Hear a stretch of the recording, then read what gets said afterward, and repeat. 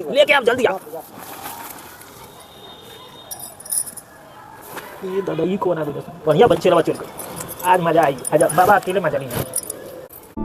आइए देखते हैं, बैठचंद मजा आएगा।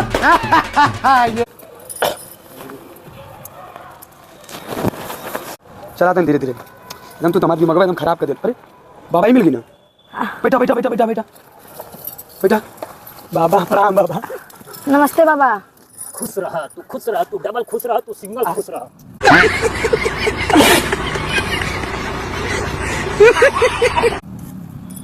क्या बाबा बोल देनी आपको। बस सारे इतना दिन बाद आवत हवे।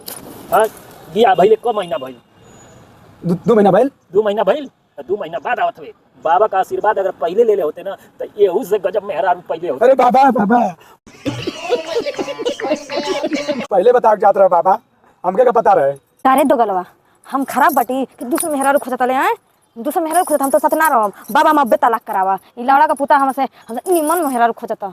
कौन है ये लोग, कहाँ से आते हैं ये?